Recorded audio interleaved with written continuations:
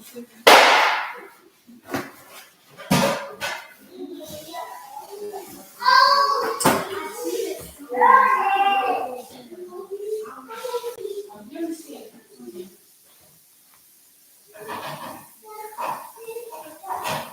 right, y'all. We give praise, esteem, and honor to Abba and Shamayim. In the name of Yahushua HaMashiach. Let's pick this up in John chapter 5, verse 39. Search the scriptures, for in them you think you have eternal life, and they are they which testify of me. And you will not come to me that you might have life. I receive not honor from men, but I know you, that you have not the love of honor in you. I come in my Abba's name, and you receive me not. You receive me not. If another shall come in his own name, whom you will receive. How can you believe which receive honor one from another, and not the honor that comes from Elohim only? Do not think that I will accuse you, to Allah. There's one that accused you, even Moses, in whom you trust. Had you believed Moses, you would have believed me, for he wrote it. But if you believe not his writings, how should you believe my words? All esteem and praise to Abba and Shamayim in the name of Yahushua HaMashiach. Shalom, Eric, man. Shalom, Brother Mark. Shalom, Brother Omar, man. Appreciate that, man. Shalom, Sister Rose. Let's hit this Isaiah 11:1. There shall come forth a rod out of the stem of Jesse, and a branch shall grow out of his roots.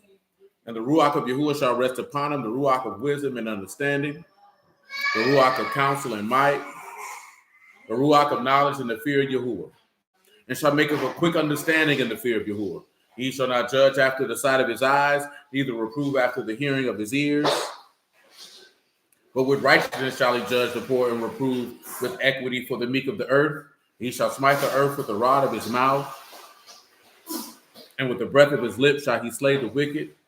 And righteousness shall be the girdle of his loins, and faithfulness the girdle of his reins. Hey, freak. Shalom, Mika. Shalom, Jake. So I know we were talking about judgment.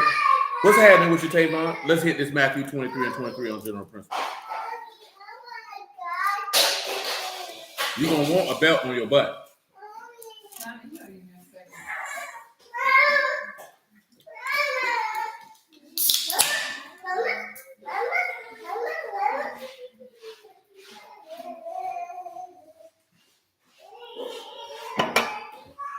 Shalom, Mama Stephanie. How you doing, Sister Vanessa? Matthew 23 and 23. Woe unto you, scribes and Pharisees, hypocrites, for you pay the tithe of mint, anise, and cumin, and have omitted the weightier matters of the law, judgment, mercy, and faith. These ought you to have done, and to not leave the other undone. Let's take a look at Jeremiah 9 on general principle. Just because they're corresponding, Jeremiah 9 and 23. Because we were talking about judgment more so Wednesday than the intended targets. We'll get to the intended targets right now. But we want to rehash that because we're going to let judgment be the underlying thing. When you're dealing with talking about him resurrecting from the dead and everything that pertains to that, judgment is the underlying thing. We had a conversation this afternoon about stuff that y'all already know in any way. And it's just the aspect of, again, at every chance that I have an opportunity to reiterate this point, I will reiterate it, of individuals wanting you to stay in bondage. Now, I'm only mentioning this now because, you know, it's the, don't you do it? Why you do that?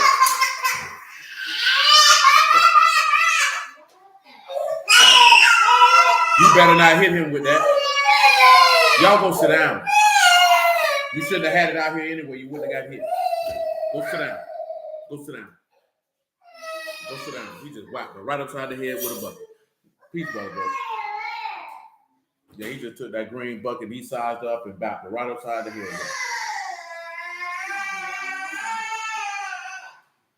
Shalom, brother Shaul. So,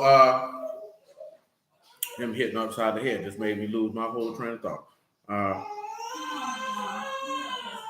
He probably did that because she just tried to push him down, and he got his revenge.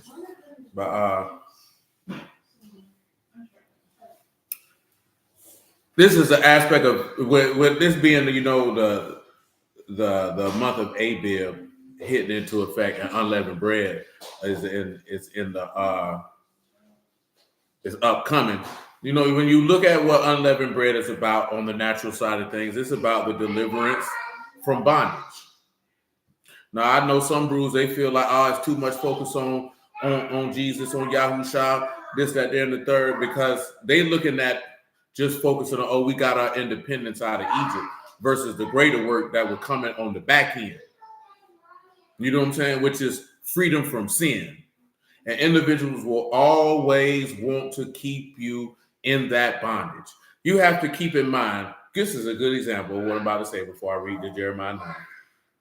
When you go look back in the law, more specifically in Numbers chapter 11, if my memory serves me correctly, and they say it was better for us in Egypt. We had cucumbers, leeks, and melons. And you take 1 Peter chapter 4, when he said they will speak evil of you when you don't run to the same excess of riot, because you are willing to suffer in the flesh to cease from sin, because you've armed yourself with the same mind that a Mashiach had. It's the aspect of people who've become accustomed to being in bondage to something. They don't want you to go free. Now, Civic know this from working in those facilities. You got people, man, when you in jail, man, you in prison, and somebody know they don't want to get out, or they're not getting out, they don't want you to be free. So they'll do everything in their power for you to do something so you don't leave. That doesn't necessarily mean you turn 3 years into life, but you might get your sentence pushed back. They don't want you to leave. It's no difference than when you see the people when they came out of Egypt, they were ready to go back into being in bondage and being oppressed. They enjoyed that state. A lot of people enjoy the state of the oppression of sin. They enjoy the state of the oppression of the flesh and the lust of the eyes. And you know what I'm saying? And the lust of the flesh and the pride of life and all those things mashed up in together. And when you come through and say, nah, man, I've been set free, they have a problem with that. And it's really not personal. When this man say, you shall know the truth, you shall know their Amath, their Aman, or their Amuna, you would know the faithfulness of God, and that would set you free. He said, if the Son shall set you free, you shall be free indeed. Then he said, he that commits sin is the servant of sin. You are a slave to that. And he said, and the slave does not abide in the house forever, i.e., pointing you to Hagar and Ishmael. That's the example of why they were put out. You can look at it on the natural side of things. That's cool. But when you sit back and look at it, that's the child of the bondwoman. That's the child that was born of the flesh, not of the promise. You can't inherit. You can't receive because you don't want to be free. You know what I'm saying? If this man say he'll set you free, who are you to tell anyone that they can't be free if this man had already done paid the bail? He said you weren't redeemed with corruptible things like silver and gold from your vain conduct of your fathers, but of the precious blood of the Lamb. So the bond been paid. All you got to do is walk out on the other side of the door. But you choosing to stay in jail because it's comfortable for you there. Now I'm telling you something that I done seen. You got some dudes, they scared to go free because they don't feel like they'll know how to function. Now, and I mentioned in some of the stuff when we go back and read it, in Galatians, Paul said you don't use your liberty or your freedom as an opportunity to indulge in the flesh. Shalom. He said don't use that. Just because you have freedom does not mean that you use your freedom as an opportunity to go sin or to go do this or to go do that. A lot of people do that. But, people keep pressing it. If I have to go on an entire campaign in this quote unquote Roman calendar year and this Hebrew calendar year about being free, then that's what we're going to do. You know what I'm saying? Of course, with a lot of Hebrews, there's a lot of stuff going on. These niggas throwing mud at each other and all this type of stuff. All that stuff is just to obfuscate and deflect and distract you away from the fact that God ain't sent these people. You know what I'm saying? Don't ignore the fact that God ain't sent these people. Not because we don't like them, not because we don't agree with them. It's not about any of that. We talked about this a couple of weeks ago. This man say, by their fruits, you will know them. That's all you need to be paying attention to. Nigga make their mouth fry fish. You know what I'm saying? What do their actions say? Shalom, Mother Shalom. I've told you 1,000 times. There is absolutely no secret of the heart that the behavior of man does not reveal. Not one. You think you could keep all them secrets of your heart and think don't nobody know your heart if you want to. Now, the man already told you the abundance of the heart, the mouth speak. He already told you that the word is a discerner of the thoughts and intents of the heart. And boy, your behavior is going to reveal your heart every single solitary time. There's not a secret of your heart that your behavior can cover, because your behavior is going to show it. And everybody know exactly who you are and exactly what you're about. And you can say whatever you want to say. All we got to do is look how you behave. That's it. You always cussing niggas out. That's who you are. You always popping off angry. That's who you are. You always putting your hands on people. That's who you are. You always participating in multiple sexual dalliances, irregardless of gender or whatever freaky type of stuff you on. Bro, that's who you are. You always get caught up with stealing. That's who you are. Your behavior is showing us exactly who you are. Don't look at them for who you want them to be. Don't look at them for what you think they should be. Their behavior is telling you exactly who they are. If it walk like a duck and it quack like a duck, nigga, don't try to say it's a horse. Nigga, that's a duck. You know what I'm talking about? If it's looking like a sinner, if it's talking like a sinner, if it's behaving like a sinner, then good sir, that's a sinner. It doesn't have to be any personal beef. See, you think when you make these assessments, people are taking this stuff personal. It's not that I have anything personal against you. To have something personal against somebody, in my estimation, you are too emotionally invested in that individual for it to be personal. It can be business, but that means when it's business, there's no emotions involved. It is this, I do this. When you start getting personal, you got feelings involved. You know what I'm talking about? And now you're too emotionally invested in something that you probably shouldn't be that invested in. So that's how people look at it. Hey, man, if you around here beating on your old lady because you a woman beater, ain't nothing else to talk about it. Hopefully you never do that again. Shalom, Sister Gina. It is what it is. Bro, if you habitually sleeping with women that are not your wife, and you got a wife, because you're a whoremonger. You're a fool with lust, bro. That is what it is. That's what your behavior tells me you are. If you always cussing people out, I'm going to be able to surmise that you have an anger problem and you can't control your tongue. What else am I supposed to ascertain from that? Don't come tell me about what the other person said and did. You mean to tell me another person got that much power over you that they dictate how you behave? Then that speaks to you even worse. Because that means you have little self-control. Because the book said the man who don't have control over his spirit is likened to a city without walls. So you shouldn't be telling me nobody got you should be able to trigger you like that. That means you ain't even got control of yourself. As a grown adult, you shouldn't tell nobody that. A toddler shouldn't have control over themselves. A 30, 40, 50-year-old man, shalom, no, they should have control over themselves. You know what I mean? Hold on, y'all, because this nigga here late. Gonna dock this nigga pay.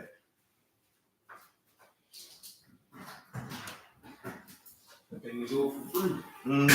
Nah, nigga. Dock this nigga pay today. That's right, Mama Steph. It's just a straight facade, and that's unfortunate. These are just things to consider, you dig? I can't tell you what to do or what not to do. Just pay attention. That's all I can tell you. Jeremiah 9:23. Because one thing about it, all this stuff these Hebrew niggas got going on, that if that don't tell you to pay attention to what's going on, won't nothing do.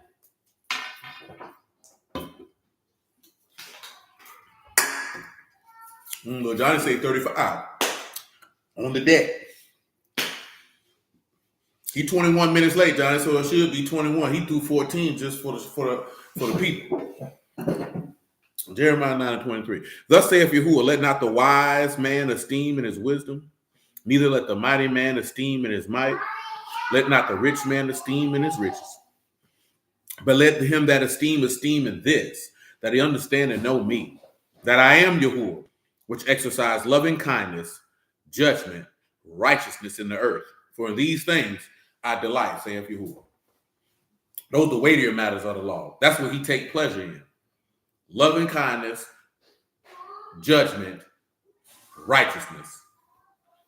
Judgment, mercy, and faith. That's what he take pleasure in. That's what he exercises. That's what he seeks to have accomplished. Yeah, run me because I don't want to touch this thing and make my dog on the phone start charging. Tell me what exercise, the Hebrew word for exercise in 9-24. Jeremiah 9. We're going to look at Zebulon for the tribe out of Deuteronomy and Genesis, by the way. Excuse me. That's a solid to do, fashion, accomplish, make. I mean, that's what he works. That's what he does. That's what he accomplishes. So think about this. He said, I, Yahuwah, do Chesed, Zadok, and Mishpat. That's what he does. That means, so you know what that means?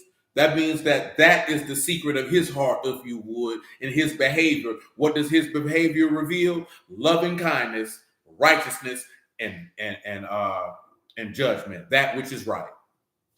That's what his behavior reveals. When you go back and you look at Mashiach's conduct, when you look at Yahushua's conduct, that's what his conduct revealed. So when we say, hey, put you on Yahushua HaMashiach, that you make no provisions to fulfill the lust of the flesh, that's what we want to reveal. Because I asked the gentleman today, and I'm going to reiterate this because everybody who's been here for at least a year should know this. So let's look at Galatians 5, Civic, before we look at Zebulon and everything that comes with that. And because we talked about this recently, so I want to see if it's stuck in your brain. And if it didn't, it's okay, because that's why you go back and look at it again. And if we have to look at it again and again and again and again and again, that's what you do. Galatians 5:22. But the fruit of the Ruach is love, joy. And what else? Shalom, long-suffering, gentleness, goodness, faith. Meekness. Temperance. Against such, there is no law. Now, Paul, when he says against such, there is no law, why does he say that? How do you justify that with the word? Against such, there is no law. And when I say with the word, that's on both ends of the spectrum, the 39 or the 27. You can answer that with whatever passages you so choose to answer.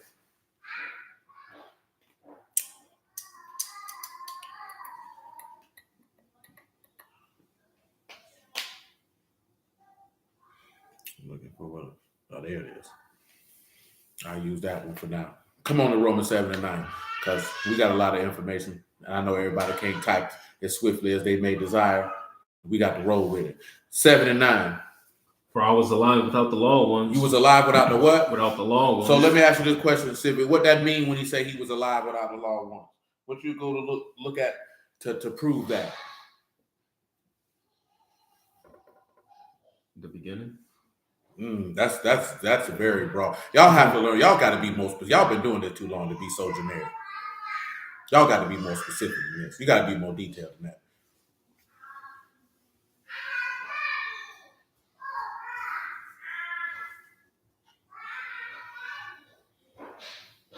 So y'all better hope the Lord don't let me get no printer, because I got something for you niggas. You know what I'm saying? If I got to write it out, I ain't going to do it. It's too many of y'all. You know what I'm talking about? If I get it printed and printed out, you niggas not going to like me. Because I got something for y'all. And I can send email digital copies with it too. So some of you niggas will get F's for real.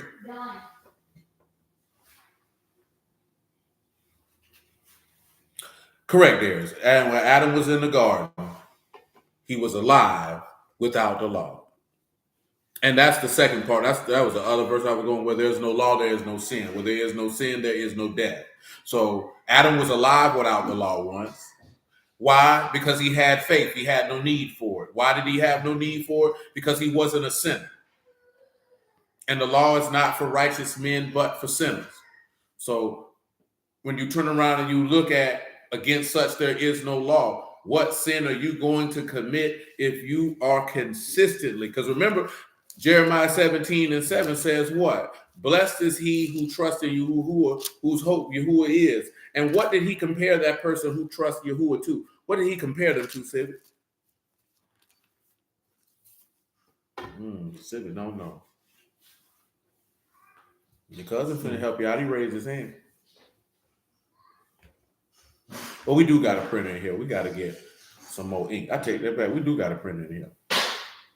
I need to see if I got Microsoft Word on here. I forgot. Boot definitely do got a printer in here. That printer still worked on the boot.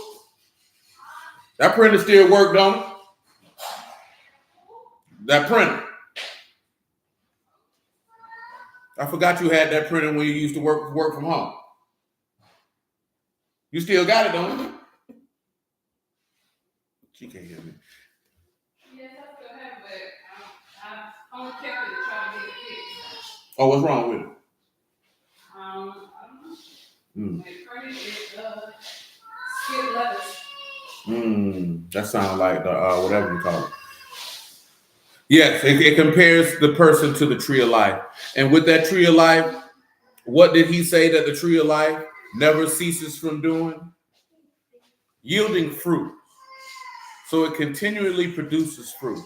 And that continual producing of fruit, you would continually produce love. The love of God and the love for your neighbor. You continually produce joy. The joy of Yahuwah is your strength. You will continually produce peace because you know it ain't no peace for the wicked. So if you continually produce in peace, you wouldn't be wicked. You continually produce in long suffering because Yahuwah is long suffering. You would be continually producing gentleness because Yahuwah is abundant in goodness and truth. And then goodness behind that. Obviously, if you're producing faith, and faith can kill sin from Genesis 3 and 22.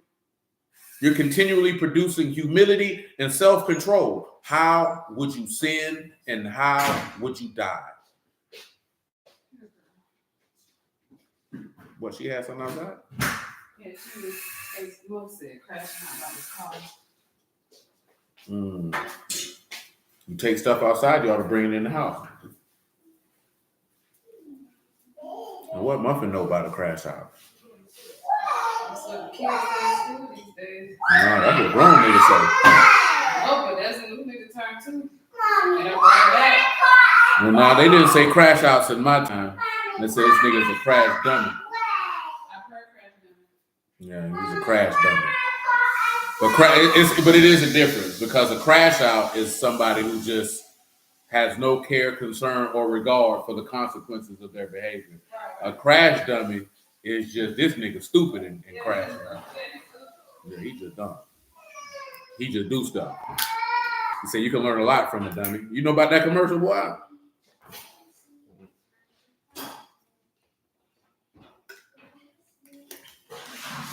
That was a crash dummy commercial back in the day.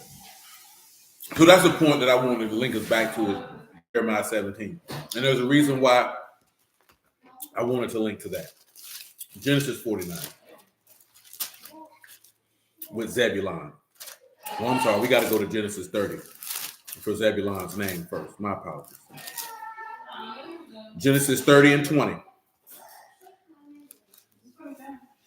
Genesis 30 and 20.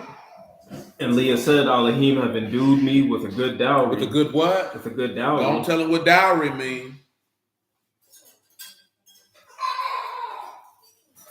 This is a bed, endowment, gift.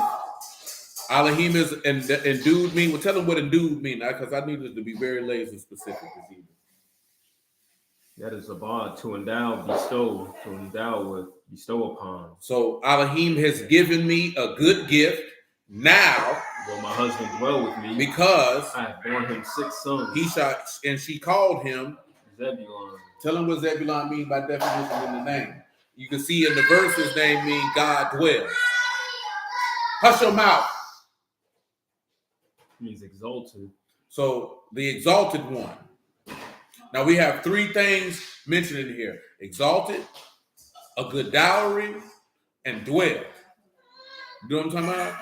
So I've been given a gift so God can dwell, therefore you be exalted. You understand? So let's come over here to Genesis 49. I need you to keep those 3 elements in your mind: exalted, dowry, dwell. Genesis 49 to 13. Zebulon shall dwell at the haven of the sea. He shall be for a haven of ships. And his border shall be unto Zidon. I see a lot of people be confused with that one. Now, won't you? Go ahead and tell them what dwell at the haven of the sea is going to look like. I think I might be able to get on that. Dwell is shakan, to settle down, to abide, to dwell, tabernacle, reside. Paul, man. Now he say he gonna tabernacle. I need you to have that in your brain. At the haven. Seashore, coast, shore. So he's gonna dwell at the shore. Now dwelling at the shore, now you're a haven for ships. Well, what's this haven? Same word again, sea coast, seashore, and now ships. I'm going to rehash something that we did some years ago. Tell them what ships is there, Civic. Oh, Neon, that's ship, men of ships, seamen. Shipmen. Y'all, who was around to remember what we finna go ahead and link this to? Who was around long enough to remember this? We did it one time. We referenced it here and there, but we only went over it one time.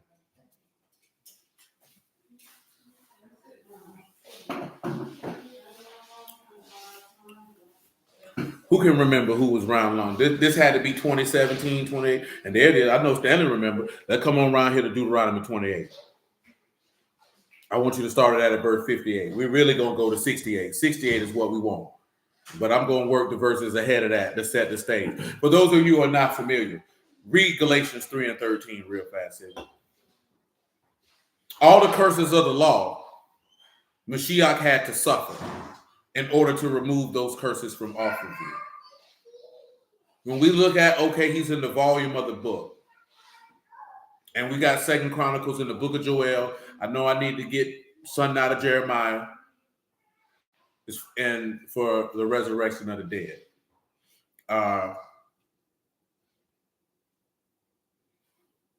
When you look at him in the volume of the book, and I know for some people it is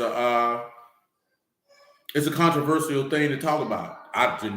It just is what it is. I know people don't like to say the spirit won't reveal it to you, but the reality of the situation is there is truth to that statement, but that's not something you just throw around haphazardly. It's more so like how Paul put it in 2 Corinthians 3, the veil is over their heart, or like what's in Acts 13. You know what I'm saying? Like, he's got these people blind for reasons known unto him. That doesn't mean that he won't open their eyes to see, but if they don't believe it, they just don't believe it. You know what I'm saying? Like, it is what it is. I've told you plenty of times before, people's biggest problem in these days and time is you want to make somebody believe what you believe or to you accept your position. That is, how can I put this? That's piss poor negotiating skills, persuasive skills, debate. That's not how you win someone to your argument. That's not how you win someone to your side. You present your argument with your most persuasive points that you have for it, and then you let that be what it be. You know what I'm saying? Meaning you give the individual the information for them to assess that for themselves. Constant berating and barraging people with information, people are going to get defensive, or they're going to tune you out. So you say what you have to say, and you let that be what it is. And that's it. It's really that simple.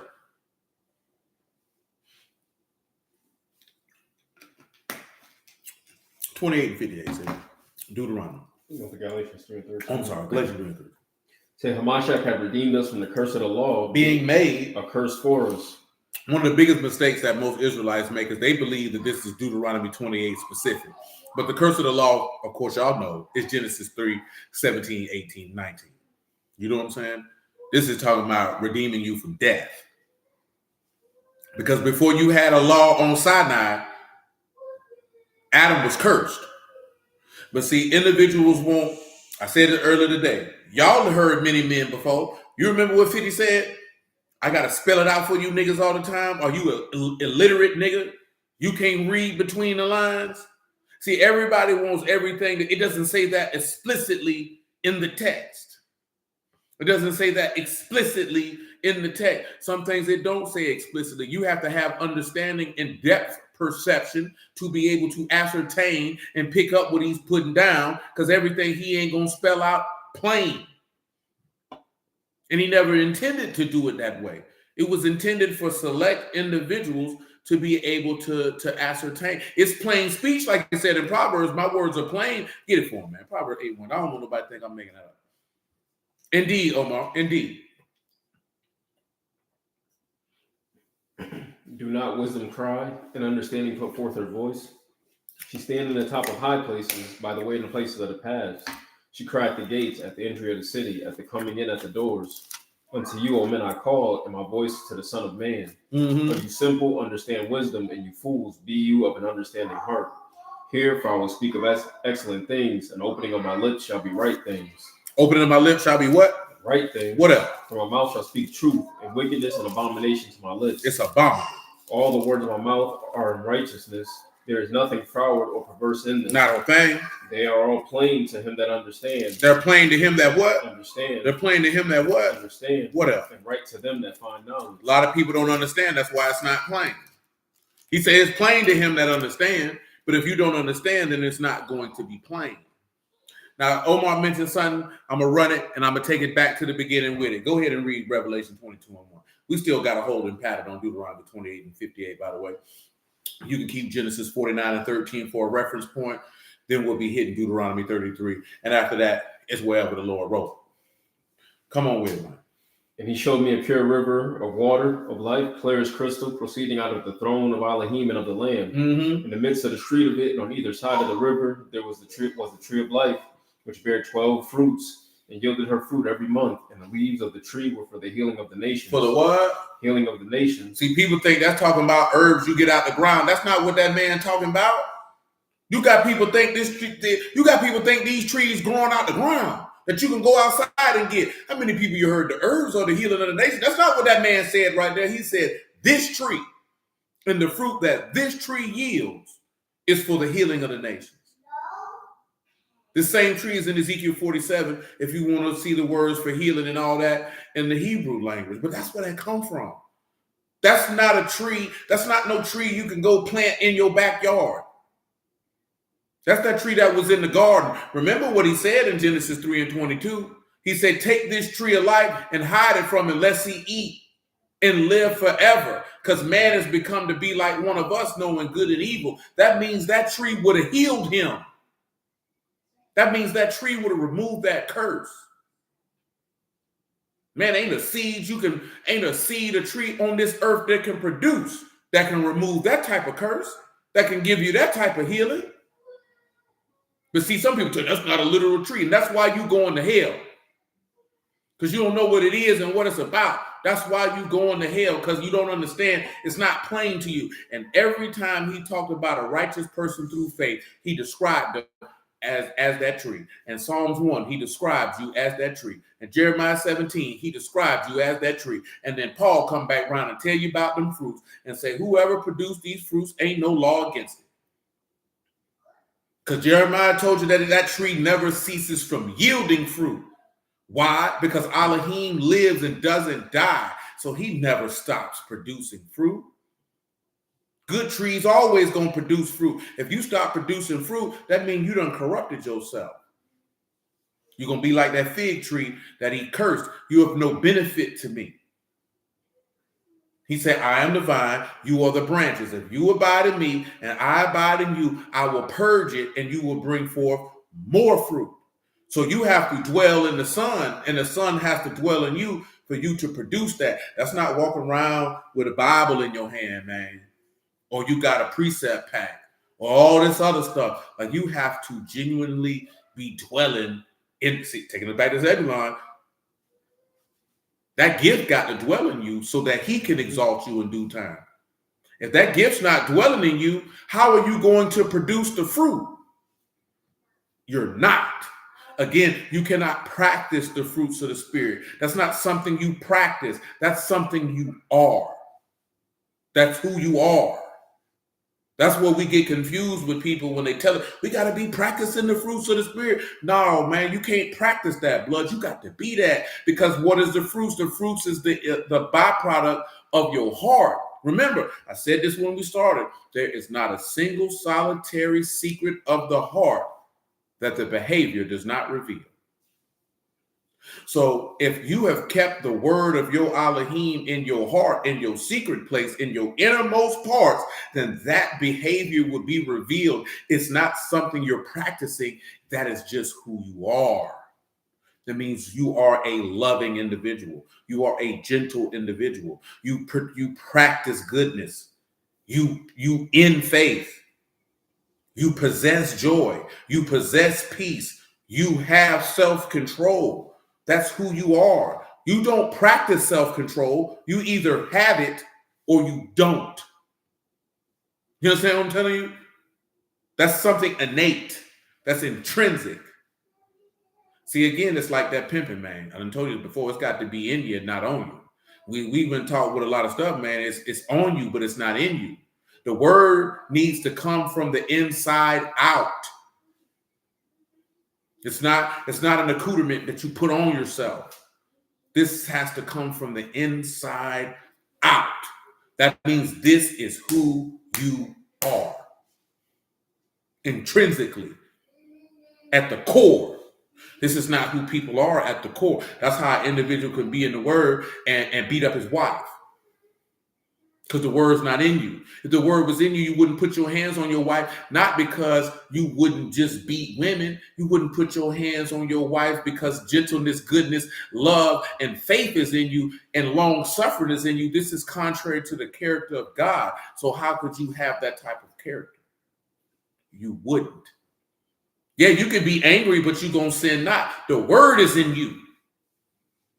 When you can just go off the handle and do this and do that and do this with no constraint, restraint, cares, concern, or regards, that's evidence that the word ain't in you. That's evidence of that. See, we're not talking about a one-time deal. We're talking about when you string this together. Let's be clear on that. Let's not say that. Now, I would say the word ain't in you if you could beat somebody up one time, because then you tripping. You know what I'm saying? You especially tripping if you want to put hands on somebody because of the words they said out their mouth. Because there has to come a point in time when you get to a certain age in your life where, man, you can say whatever you want to say as long as you don't put your hands on me. You know what I'm saying? As long as you don't cause yourself to be a threat to my physical person, I personally don't care what you say out your mouth. You know what I'm saying? You can let somebody know, hey, watch how you talking to me. Hey, don't talk to me like that. I don't play them type of games. You know what I'm saying? But you talking about literally now you want to fight because somebody said something you don't like. That's a level of immaturity that anybody over the age of 35 should not be participating in. You know what I'm saying? I get it if you're in your 20s, even your early 30s. Once you hit 35, man, nobody's words should make you throw your life away. Like literally, you shouldn't be crashing out about words 35 and older, because you should have things to lose at that point.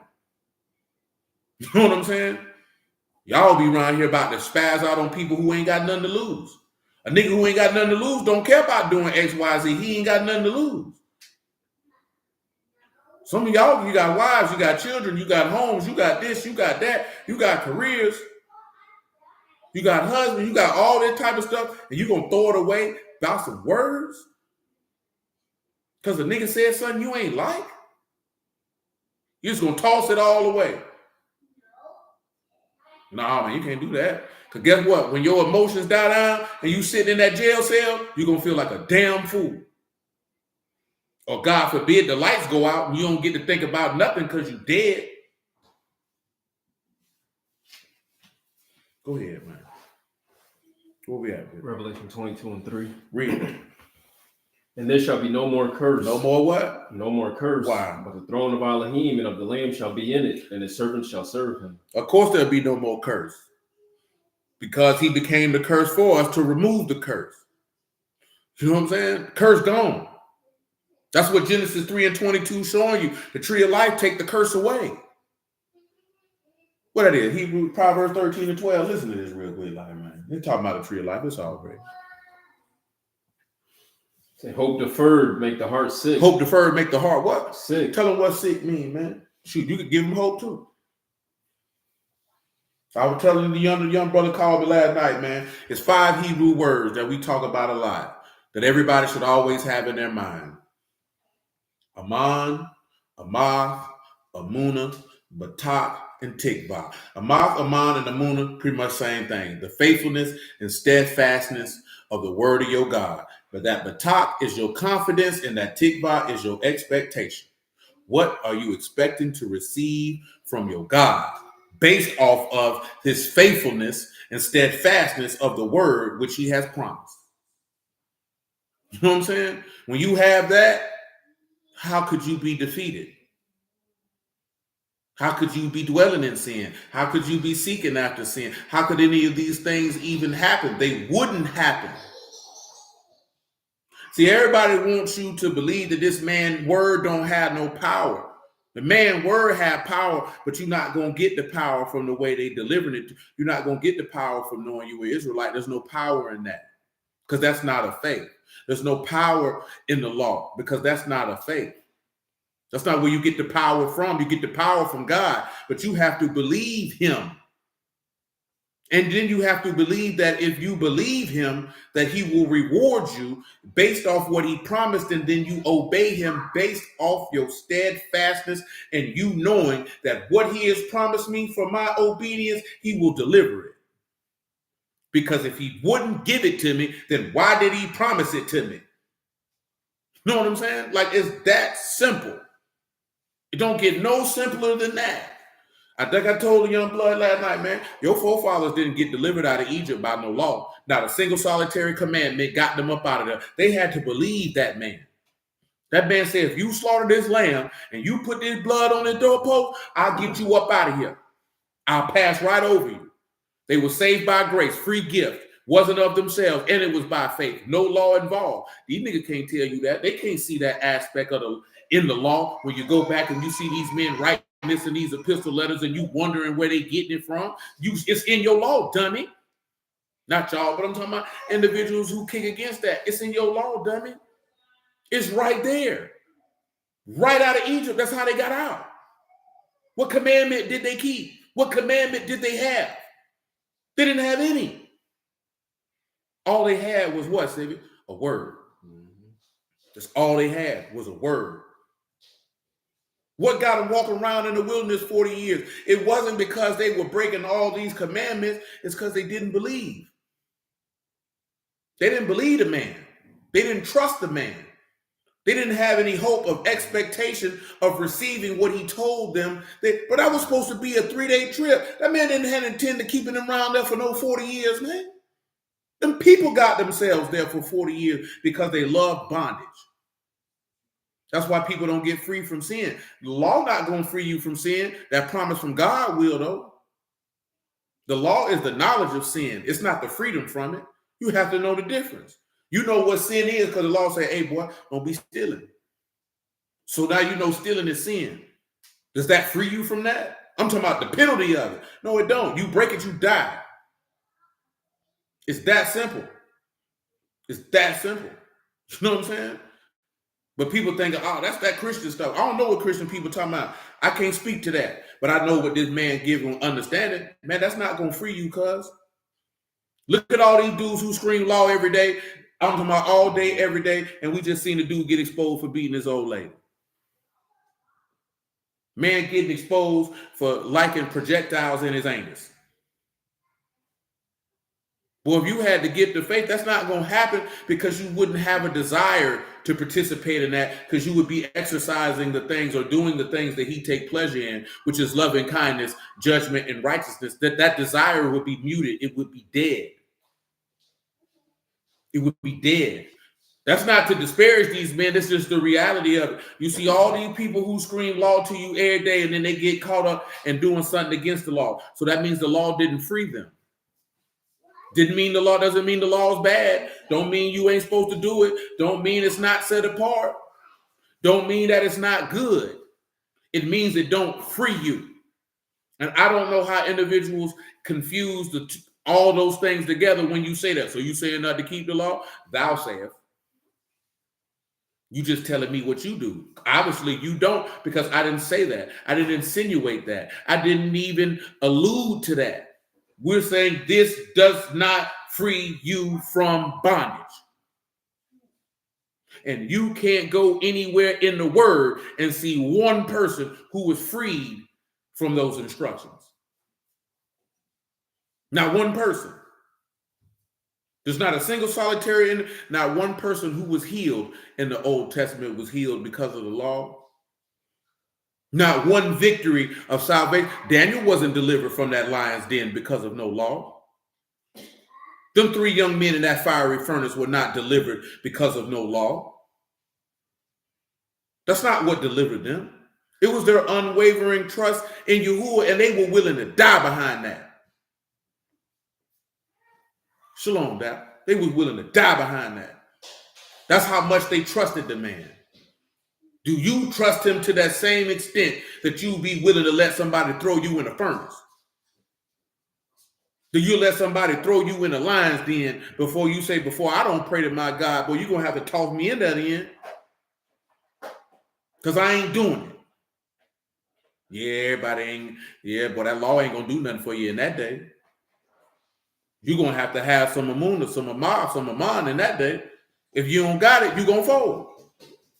So that's why Hebrews tell you, without faith, it's impossible to please him.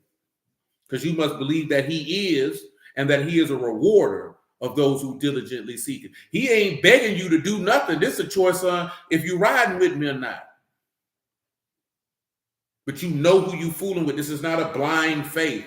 This is a faith in the character of the individual who you are serving. That faith based in, you know, oh, I know bro reliable. I know he faithful. I know he's steadfast.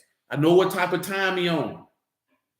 I wager every one of you at some point in your life had a friend or a family member who you looked at in the same fashion. That if they told you something, it was as good as done in your mind, because if they wasn't going to do it, they wouldn't have told you that. And I know every one of you, I pray anyway, let me say that. I hope every one of you have had somebody in your life in some capacity that you looked at and like this here. Grandma say, yeah, baby, I'm going to do this here. She say, well, shoot, grandma going to do it. She said it. And you're going to do whatever grandma asked you to do, because you know grandma going to do exactly what she told you she was going to do. You ain't had no doubt in your mind. You know what I'm saying? You had your homeboy told you X, Y, Z, and you ain't had no doubt in your mind that brother going to do that. Peace, East, man. Yahuwah the same way. It's no difference.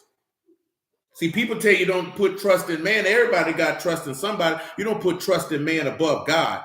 You know what I'm talking about? That's it. Because clearly David and Jonathan had trust in each other. I'm going to say he got an uncle like that. He said, that's my pops to this day. It's the same thing with Yahuwah. It's the exact same thing. If people haven't had that in their life, that's why it's difficult for them to do that with him, because man has failed you. So you believe God gonna fail me too. You know what I'm saying? It is what it is. Come on, Sid, what we at? Proverbs 13 and 12. That hope is a tokaleth. That's hope, expectation. Hope, expectation. What sick was again? That's kala. To be or become weak, to be or become sick. Become weak or sick. Become disease, grief, become sorry. To be sorry. He said reliable like Wolf in Pulp Fiction. You know about Wolf in Pulp Fiction? You don't know Wolf. She don't know Wolf. Come on, man.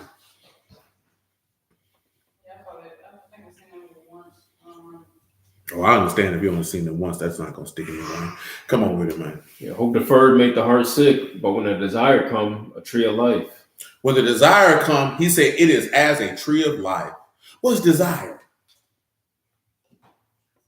Because we talked about desire before. You know, lust is not always negative. It just depends on what you're lusting after. That's ta'ava, a desire, a wish, longing of one's heart. The longing of one's heart. Well, who do you long for? Because he said hope deferred make the heart sick. So that means that's your expectation. So when Yahuwah has deferred the word which he has promised and make your heart sick, that's why the Lord would say, hey, I'm exceedingly sorrowful, even in the death. But when the desire comes, that which you long for, it is as the tree of life. That's why the apostles were sick. What are these communications with you that you are sad? But when they seen their desire, life was there. It's the same thing. Most of you done been sick and discouraged when it was something that you was hoping for and it ain't came. Shoot, there been plenty of times I get checks in the mail sometimes. You go out there, you be mad as hell. You check that mailbox and that check ain't in there. You know what I'm talking about? But when that desire comes, It's a whole nother ball game. Shalom, brother Mike, man. Come on, Deuteronomy 28 and 58. It's the same thing with the Lord, because sometimes you want what you want when you want it. Sometimes it don't come right then.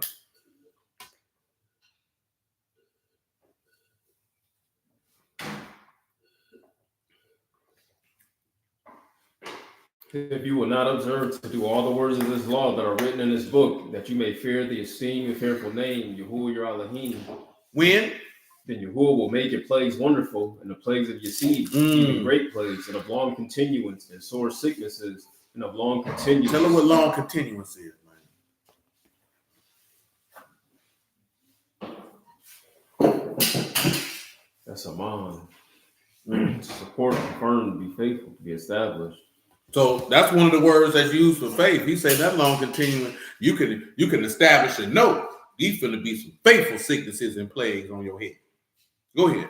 Moreover, he will bring upon you all the diseases of Egypt, which you was afraid of. Also, and they shall cleave unto you. Also every sickness and every plague, which is not written in the book of this law, then will Yahuwah bring upon you until you be destroyed. And you shall be left few in number, whereas you were as the stars of Shamaim for multitude, because you would not obey the voice of Yahuwah your Elohim. And it shall come to pass, as Yahuwah rejoiced over you to do you good and to multiply you, so you will Yahuwah rejoice over you to destroy and to bring you to nothing, and you shall be plucked all from the land where you go to possess it. Now y'all know in Numbers 14, what did Yahuwah say he wanted to do to the house of Yasharal in Numbers 14? Kill him as one man. Now, of course, we read it. Oh, I skipped over. Mama Steph put it in the chat. In 1 Peter 3 and 18, he say the just for the unjust, correct?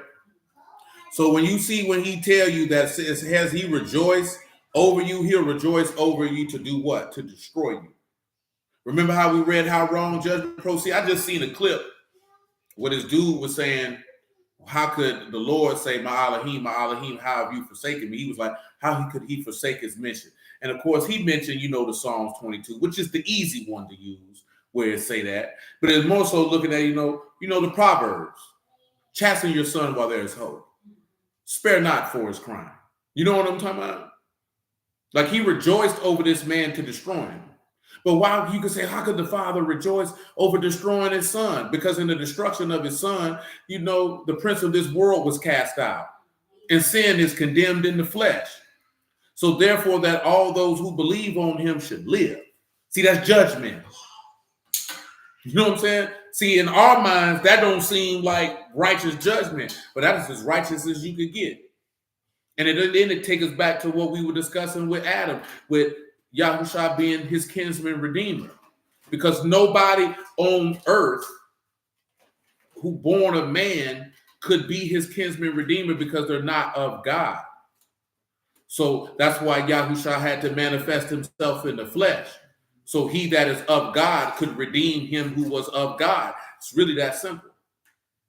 That's why I told you when they was having a conversation about him pre-existing, I had to sit back and understand their point of view. Once I understand their point of view, I see why you say he don't pre-exist. But I don't believe in his pre-existence as you do. I literally look at it that he was a Ruach of the Father and Shamaim who existed in heaven and manifested himself in the flesh to be the kinsman redeemer to Adam. Who else can do that? Because he told you in Hosea 13 and 14, I will redeem you from the power of the grave. Gaal is kinsman redeemer. The kinsman redeemer must be of near kin. There is no one who was of near kin of Adam but Yahusha, but Yahuwah. That's it. That's the only one who's of his near kin. That's the only one who can redeem him. That's the only one who can take the curse away. And your law tell you that because it say you sold yourself into bondage. When you commit sin, you sell yourself into bondage. Your brother's waxing poor next to you. Only the kinsman can redeem you. What's her problem? And that's hard for people to understand. This just can't be some random man who laid up with a woman and had a baby and they say, oh, this is the son of God. No, this has to be very deliberate, very specific. This is very intricate. This is why most people don't understand it, because most people are not that deliberate and intricate in their planning and much less their execution. You know what I'm saying? This whole plan of salvation is very detailed. It's very intricate. It's very precise. There's no room for error. Like this is done to the T. So that when you saw Yahushua HaMashiach, you would know this is the Son of God who the scriptures bear witness to. Indeed, like Joseph's affliction saved many people. He said, you thought to do to me evil, but in turn it turned for good to save many souls alive. But like Adam got to have a kinsman redeemer. Luke 3 said, an Adam who is of God. Everybody else who's born after Adam is not of God. You know what I'm talking about? This is literally why that seed that inseminated her womb had to be of God. It couldn't be man's seed. If it was of Joseph's seed, then guess what it ain't, Civic? It's not of God. It would be of Joseph, which means he wouldn't be a kinsman redeemer. So he would be null and void. They think it's about, no, that's Catholic doctrine. No, you got stupid doctrine, nigga. That's got to be God to redeem he who is of God, stupid. Then he can't redeem him. Man can't buy back man. You know how we know this, is it? Psalms 49-6. This is how we know that. Don Joanne, you want to come over here? You want to come over here and be a baby? I bet you don't. Psalm 49-6. Your Uncle Civic gonna get you. They that trust in their wealth and boast themselves in the multitude of the riches, none can by any means redeem his brother. None can by any means do what? Redeem his brother. None can by any means do what? Redeem his brother. My God, today. Or give to Elohim a ransom for him. Elohim, and he can't give Elohim a what for? A ransom for him. Oh, tell him what ransom means. That's conferred. Price of a life. Price of a life. Hold on. They can't give him the what? A ransom for him. A price of a life? Go ahead and tell them what Proverbs 13:8 says. It'll bring something back to your memory. So no man can give the price of a life for his brother. That means he can't be the kinsman redeemer. Now can. My God, today. To the ransom of a man's life is riches, but the poor here not rebuked. The ransom of a man's life and his riches. But Psalms 49 say, no man can by any means redeem his brother. That's what it say. Read it again. Psalms 49:6. Say they that trust in their wealth and boast themselves in the multitude of their riches, none can by any means redeem his brother. Go ahead. Nor give to Elohim a ransom for him. For the redemption of their soul is precious. The redemption of their soul is what? It's precious. It's what? Precious. It's valuable. Come on. It cease forever. That he should not what? Still live forever and not see corruption. So if there's somebody who's able to redeem the soul, then they can live forever and not see corruption. But he say man can't do that. And he say a man can't even give his life to do it. So that means somebody else got to do it. My God, today. Come on back to Deuteronomy 28. You see how easy that is? Stuff ain't difficult. It's pretty plain. It's pretty clear, at least in my estimation. So let Yahuwah be esteemed. Come on with it, blood.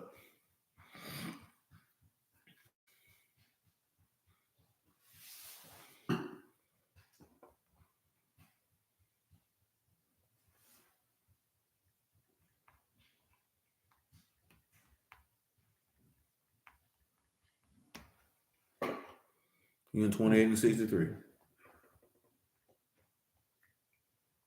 Say, and it shall come to pass that as Yahuwah rejoiced over you to do you good and to multiply you, so Yahuwah will rejoice over you to destroy you and to bring you to nothing. And you shall be plucked from off the land where you go to possess it. And Yahuwah shall scatter you among all people from one end of the earth even unto the other. There shall you serve other gods, which neither you nor your fathers have known, even wood and this stone. sense was Benjamin a ransom when Joseph asked that he be brought to Egypt? Not necessarily a ransom, because he didn't have to pay for something, but I can look at it in a second. It's somewhat, but a little different. Go ahead.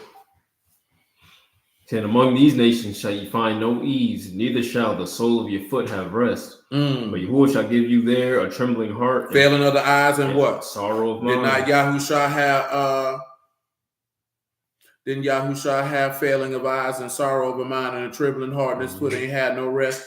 Tell him what find no ease means. When it was time for him to die, he had all of that. Ease is regard to act in an instant, stir up, to disturb, to rest or repose, to be at rest. Was he at rest? Let's take a look just on the house. Just on the house. 26 and 26, man. Matthew, you can run them all down on the house.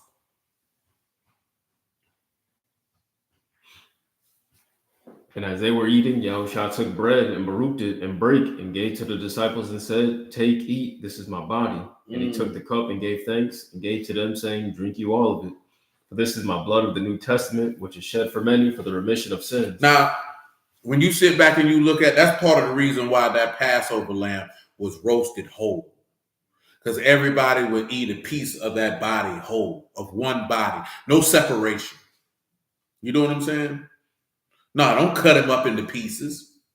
Eat him whole, because it's to symbolize that you're one. You're a God. We're all in this together. You know what I'm saying? A lot of people don't want, they want the fragmentation. Like I told you, I seen the brother say Passover is supposed to be an intimate gathering at home. No, it's not.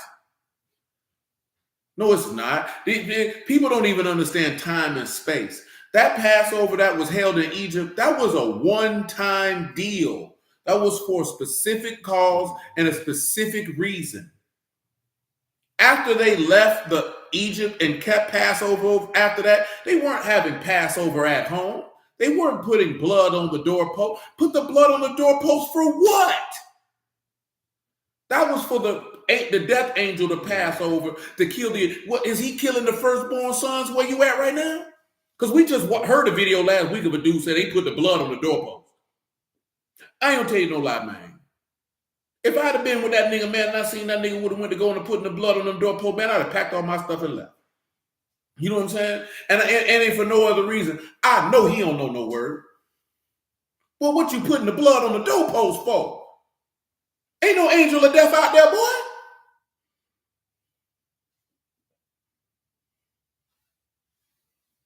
That's right. Every other Passover after that is a memorial. Let me hold on a second. Stay right. Just stay where you at. Because somebody gonna say, no, that's the law. I'm just go ahead and read this to you. I'm just going ahead and read this to you because niggas don't have good intelligence when it comes to certain things. You see stuff and you just jump over and just this, that, there, and the third. This is verse 27 of Exodus chapter 12. You can make it 25. Matter of fact, 24. Verse 23 tell you how they put the blood on the doorpost, but I'm going to start at Exodus 12 and 24. I just want for full disclosure that verses 22 and 23 talk about putting the blood on the doorpost. He said, "You shall observe this thing for an ordinance to you and to your sons forever. It shall come to pass when you come to the land which Yahuwah will give you, according as he hath promised, that you shall keep this service. It shall come to pass when your children shall say unto you, what mean you by this service? That you shall say, it is the sacrifice of Yahuwah's Passover, who passed over the houses of the sons of Yasharal and Misraim when he smote the Egyptians and delivered our houses, and the people bowed the head and worship." Hold on, sis. I'm going to read you Deuteronomy 16, and then I'm going to read Ezra. Deuteronomy 16 and 1.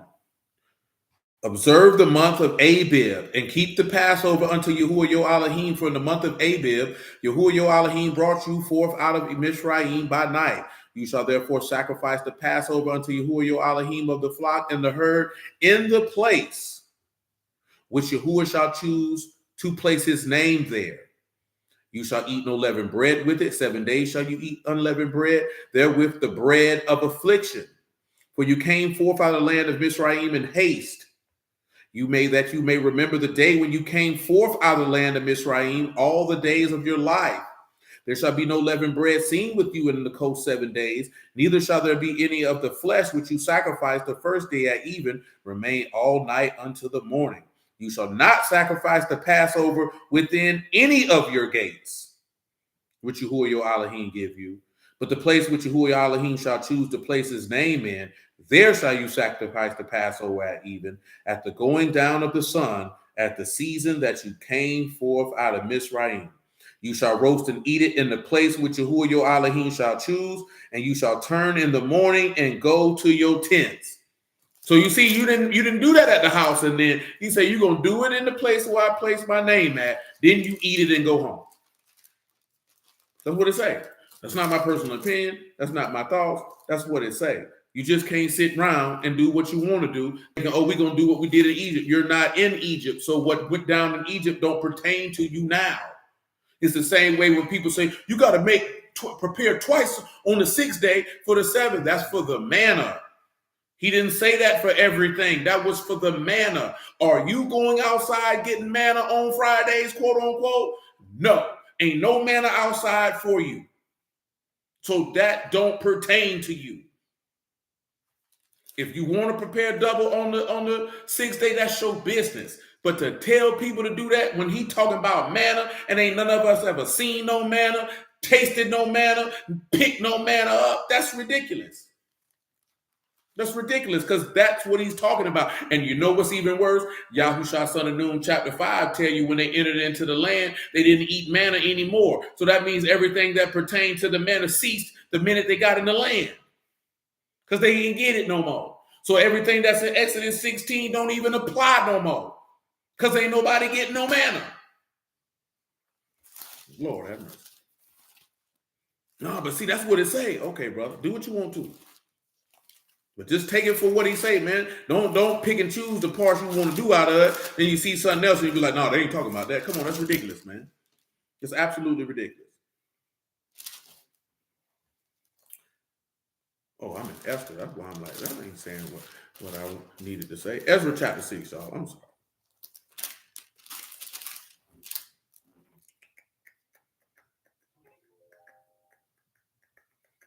Ezra 6 and 19. And the children of the captivity kept the Passover upon the 14th day of the first month.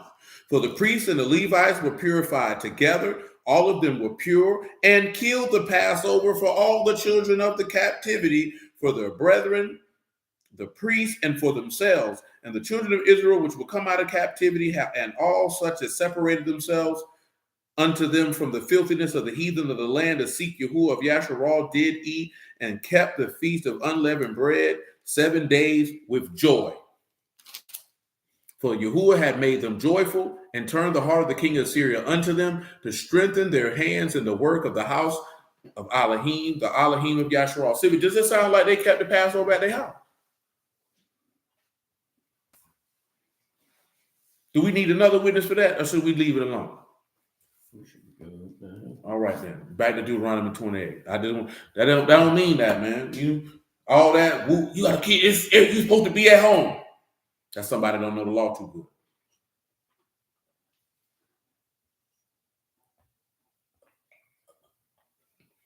And these simple mistakes too. This ain't even something necessarily about your skill level. These simple mistakes. And you know why?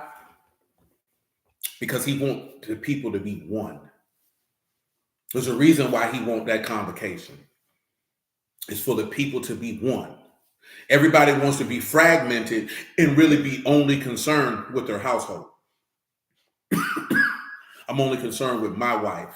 I'm only concerned with my children. I'm only concerned with my husband. The Spirit of God is not resting in you if you have that type of mind. I'm only considering what I got going on, what's beneficial to me.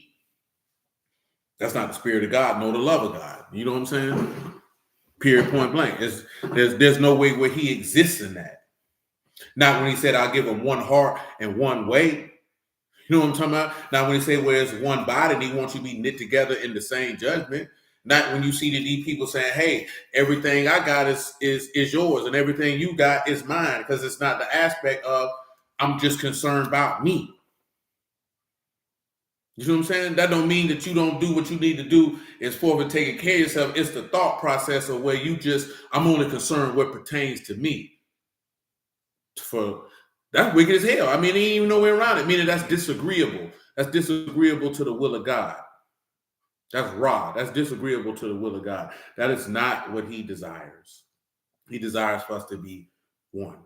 Meaning that you look at this man, you see the Lord in him, he see the Lord in you. And I'm not just focused on, well, as long as my family's straight. That's why he said that, Paul wrote that in Corinthians. If you got that, man, y'all got homes to eat and drink in. You should have stayed your behind at home. You know what I'm saying? If that's all you was concerned with, you should have stayed home. But most of us don't, because people don't focus on that aspect of them talking about that.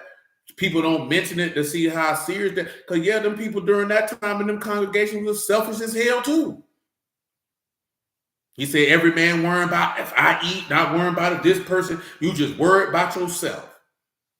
Oh, yeah, that's not the Spirit of God right there, man. No. Matter of fact, let me read it for you. Somebody might not know what we're talking about. And I ain't saying that to be funny. Somebody might, I don't have that page. So get it from me, man. 1 Corinthians 11 and 14. I don't feel like touching that app. I'm trying to let this phone charge all the way back up. Say, do not even nature itself teach you that if a man have long hair is a shame unto him? Drop down. I don't want that. Tell me what 21 say. Say, for an eating, everyone take there we go. Before give me other 19. Mm-hmm. 1 Corinthians 11 and 19. Say, for there must be also heresies among you, that they which are approved may be made manifest among you. Come on. When you come together, therefore, into one place, this is not to eat the Lord's Supper. He said they come together in what place? In one place. Multiple places. Into one place. Okay. He says not to eat the Lord's Supper. Whatever. For an eating, everyone take before his own supper. And one is hungry and another is drunken. What, have you not houses to eat and to drink in? You could have stayed home. Or despise you the assembly of Elohim? You hate the gathering of God? And shame them that have not? Shall I say to you, shall I praise you in this? He said, I will not. Go ahead. I praise you not. I praise you not. For I have received of the Lord that which is also That's I delivered. We go back to Matthew 26 now because he finna read. He finna say what we finna read. Yes, ma'am. Now you have to look at that. You got to pay it. No, that ain't how it's supposed to be. You know what I'm saying? Not when everybody say you connected through God and everybody just concerned with themselves. That's terrible. For us to be concerned with ourselves during the time of unleavened bread is just unacceptable. So that's why he's telling them. He said, I don't praise you in that. This nigga over here drunk. You over here fool. This man ain't even ate yet. You know he po. And all you care about was, I got my liquor. You could have stayed home and did that. You know what I'm saying? You could have stayed home and do that. Because he's saying doing that, he's showing that you hate the body of God. That's what he's telling you. You hate the body of God so much because you did this. He said, no, I can't praise y'all for this here. This is ridiculous. Because guess what? People are people. People were people 2,000 years ago, and ain't no difference right now. You know what I'm saying? You got to get that stuff, because that's carnality. You have to get that stuff up out you. Go ahead, man. This is Matthew 26 and 26. Now, notice we read earlier that unleavened bread is representative of the bread of affliction. So I want you to keep that in mind. Go ahead. He said, and as they were eating, Yahushua took bread and Baruch and brake and gave to the disciples and said, what did he say? Take, eat, this is my body. And he took the cup and gave thanks and gave to them, saying, Drink you all of it. And what else? For this is my blood of the New Testament, which is shed for many. For the what? Remission of sins. What happened after that? But I say unto you, I will not drink henceforth this fruit of the vine until that day when I drink it new with you in my Abba's kingdom. Because you know he said he can't drink it because he about to go into the inner sanctum. High priest can't go into the holy of holies sipping on no wine and no liquor, man. We just heard a man last night say it's okay to sip and preach the word. That's the craziest thing I ever heard. Man, you drunk. And that man told you that in Isaiah, man, you going to stumble and mess up the word trying to preach some word and you drunk. Nigga, go sober up.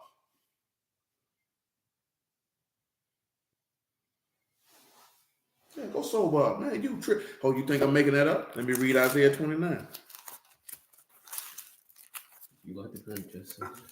If you like to drink, just say it. Yeah. That's right, shoot. Mama Steph heard. We heard him. He said it. Oh, it's 28 and 7. I'm sorry. He said, but they also have erred through wine and through strong drink are out of the way. The priest and the prophet have erred through strong drink. They are swallowed up of the vine. They are out of the way through strong drink. They err in vision and they stumble in judgment. For all the tables are full of vomit and filthiness, so there is not one that is clean. And yeah. Can't be preaching no word drinking. Man, if you see a nigga, it's okay. If you drink, that's your business. See, we didn't talk about this before. We can't tell you that you can't drink. Word don't say that you can't drink. Words say don't be a drunk. You know what I'm talking about? So you don't know what that is. So you have to do responsibly. When you see in the text anyway, when people drink, it was for celebratory purposes. You know what I'm saying? Feast, wedding, things of that nature. You know what I'm saying? I can tell you for the feast, I don't know if the ladies set aside money for alcohol because that's not something that we've done on a consistent basis, and they don't need to start doing it now. If you want alcohol for the feast day, you could buy your own. If you want that, you could just buy your own. You know what I'm saying? Unleavened bread is the only feast where alcohol is purchased because of the wine. If you want more alcohol than that, and they ain't budgeted for it, then buy your own. You know what I'm talking about? Because yeah, we ain't finna be spending all that, and ain't nobody finna be drinking this junk. If we got bottles of junk, ain't nobody finna drink. Because nigga, I don't drink. You know what I'm talking about? And I don't think most of y'all drink. You know what I'm saying? And then the reality is, if you ain't been drinking, you probably shouldn't start now. Because you may not know what you gonna unlock being so pressed to put them spirits in your body. And I ain't talking about spirits as for people say that. I'm talking about because that's what cognacs and things of that is. So you better weigh and consider, because you might unlock something you ain't ready to handle. If you know you ain't been doing it, you might need to stay not doing it. Because guess thing you know, well, you know, well, shoot, I might well get me a bottle on such and such. And you're drinking at 10 o'clock in the morning. But you got to know yourself. I can't speak that for you. I ain't drink before the word, and I ain't damn sure I ain't finna start now. You know what I'm saying? Because I don't want nothing that won't allow me to be in control of my faculties. That's why I didn't drink. That's just me personally. You want something that's going to cause you to be stumbling and slurring and vision blurred and you out of control. That's appealing to you? That was never appealing to me. I'd be looking at these niggas drunk like, why would you want to feel like that? But if that's what you like, that's what you like. He said don't be no drunkard. So you got to have wisdom in that. Because I can't tell you what to do. I tell you what the words say do. I can tell you what I would do, but I can't tell you what to do. You better do what God say do and use some common sense. Because most of you don't want no wine. You want some yak, nigga. You know what I'm talking about? That strong. You want that strong drink. But clearly you just read they were drinking it. You know what I'm saying? You say that $12 worth of beer was the last drink.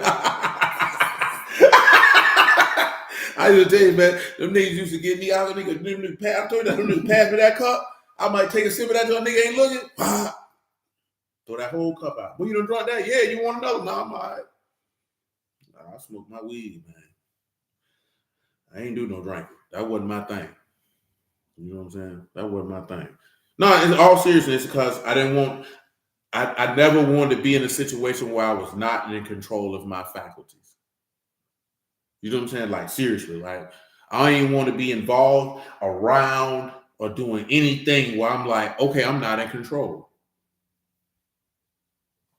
Marijuana was never going to have you not in control. Marijuana was going to have you tired. But you could still be in control. Like, you could be drunk and be conscious of your thoughts and see how you behaving and do nothing to stop it. It's not a good feeling. Yeah, I didn't want to be like that. Like, you really are out technically like outside of yourself, watching yourself be a damn fool, and you can't stop it. No, I'm good, man. That wasn't appealing to me. Some of y'all, hey, it was a good time. You know, you young. Hey, it is what it is. So like, you're right though, because you definitely tell yourself, they don't being stupid. Yeah, and you can't do nothing about it. Let me take another drink. Let me take another drink. You know, now some of y'all didn't get that drunk. You know what I'm saying? Yeah, some people were drunk. Boot was a drinker. She used to drink gin for the win. Yeah, Proverbs 23 do go into them dangers. You definitely got to wait that out with it. All jokes aside though, you gotta wait it out, man. You know what I'm saying? But yeah, feast days, yeah, they tell you that in Deuteronomy, man. You take your tithe money, get you some liquor, that's what you own, come have you a good time. But we definitely heard this man, while he was sipping, say ain't nothing wrong with preaching no word while you drinking alcohol. I bet it ain't, because that's what you want to do. But if I seen a nigga sipping alcohol and he was preaching, I bet I get up and walk out.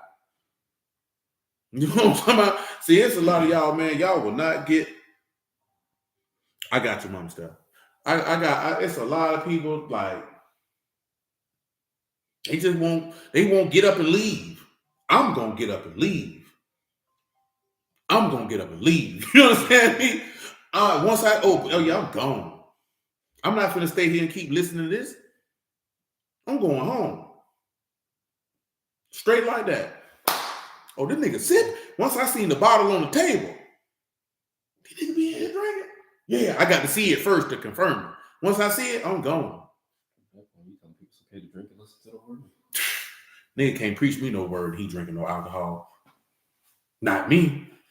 You can. You know what I'm talking about?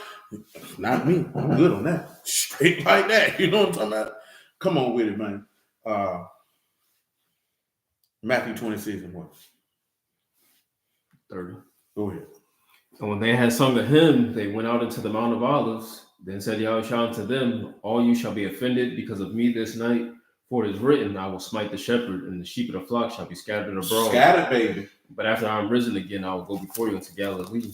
Mm-hmm. Peter answered and said unto him, though all shall be offended because of you, yet will I never be offended. Yahushua said unto him, truly I say unto you that this night before the cock crow you shall deny me thrice. 3 times.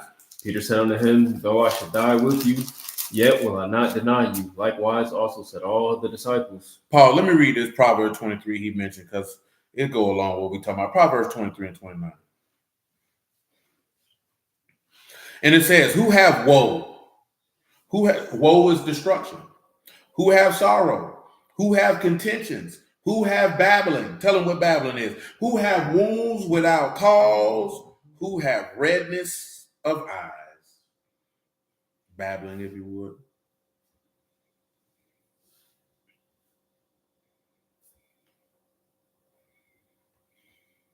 Verse that is. 23 and 29. They that tarry long at the wine, that go seek mixed wine. Now we just seen Mashiach just drink that wine now, didn't he? He had woe. And he had sorrows. We ain't ready yet. He had contentions. You know, that's a little strife.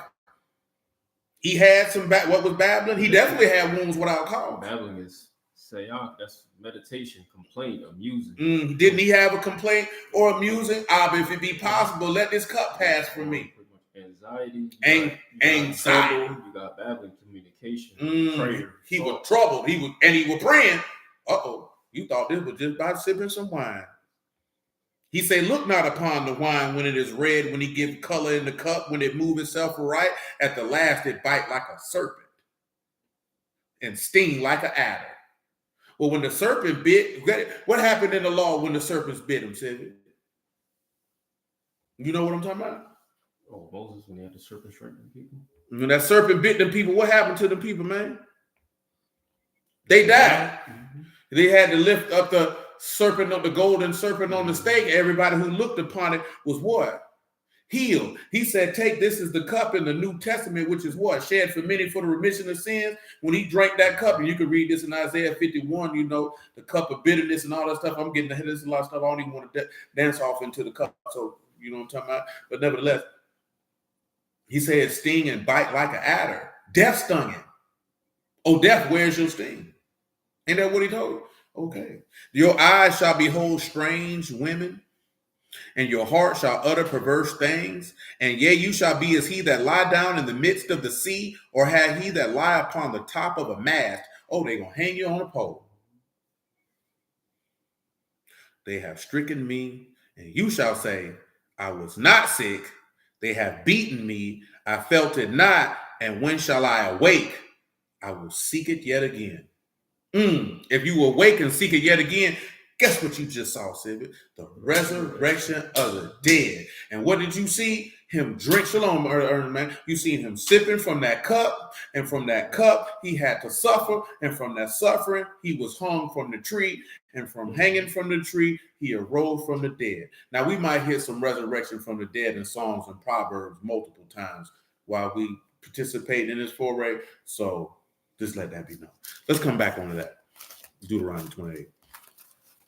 Now, of course, you know that unleavened bread is representative of the bread of affliction. That's why he say anytime that you drink this cup and eat that bread, you show his death till he come. That's why I say if you do this unworthy, you bring damnation to yourself. You got to know what you're doing when you're drinking from that cup. You saying that, hey, I'm willing to die. When you eat that bread, you say, I'm willing to suffer for his name's sake. I'm willing to take that on. You know what I'm saying? Most people don't explain. People just have people do stuff, but you don't understand why you're doing what you're doing. When you get baptized, you saying, I'm willing to put to death the old man to come out new. That was what walking through the Red Sea was about. It was about walking away from bondage to come into freedom. And then the destroying of that which oppressed you. Pharaoh was representative of sin and death, or representative of the adversary. The prince of this world is judged. Pharaoh got judged. And all his angels with him. You know what I'm talking about? Like, all that's right there. The work is there if you know what you're looking at. You know what I'm saying? That's why they were supposed to come out new on the other side, a new creature with a new living way, free from the oppression of sin, then to receive the word of God so they can have a new heart and a new spirit. But the thing is the law was never intended to do that. They were supposed to be able to do that based off the power of the miracles that they saw.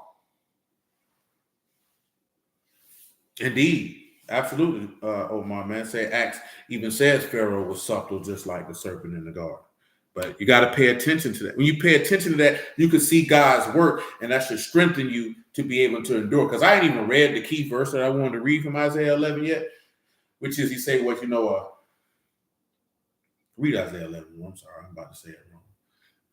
I'll grab Deuteronomy 28, where you stopped at. Remember verse 65. Civic finna read Isaiah 11 and 1 again. Go ahead. And there shall come forth a rod out of the stem of Jesse, and a branch shall grow out of his roots. And the rock of Yahuwah shall rest upon him, the rock of wisdom and understanding. He said, what is going to come out of Jesse? A branch, a stem. A stem. Or a rod. Now tell him what rod and roots is, man. Y'all grab 2 Kings 19:29. Rod is koter, a branch, twig, or rod. So a branch is going to come out of his roots. And roots is sheresh, a root.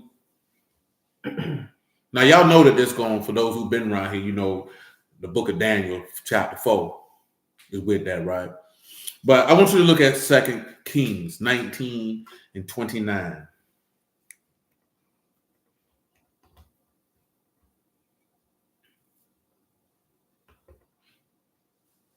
And this a sign unto you, you shall eat this year such things as grow of themselves. You'll eat this year things that grow of themselves. And in the second year, that which spring of the same. And in the third year, sow you and reap and plant vineyards and eat the fruits thereof. Mm-hmm. And the remnant that is escaped by the house of Yehudah shall yet again take root downward. Take root where? Downward. The bear fruit? Upward. That's the thing, boy.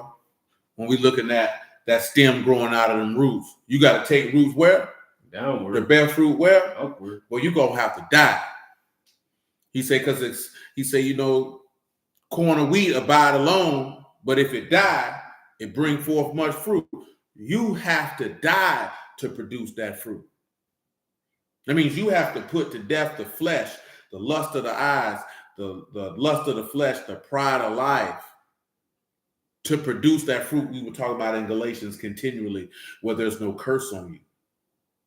You know what I'm saying? That's what unleavened bread, that's what Passover was all about. He put these people to death so that you could come back and take root downward with him so that you could produce fruit upward for people to see. People don't die. That's why they don't produce fruit. That's what happened. That seed's supposed to fall in your heart and produce fruit, some 30, some 60, some 90-fold, if it fall into good ground. That's because the seed died in your heart. That means that seed took root in your inward man and put to death everything that was contrary to it so that you could produce the love, the joy, the peace, the long suffering, the gentleness, the goodness, the meekness, the self-control, the faith. Against such there is no law. Like again, when they was having that debate, because it was never nothing that I sit around and think about. Absolutely. And that's why he said, strengthen those things that remain that are ready to die.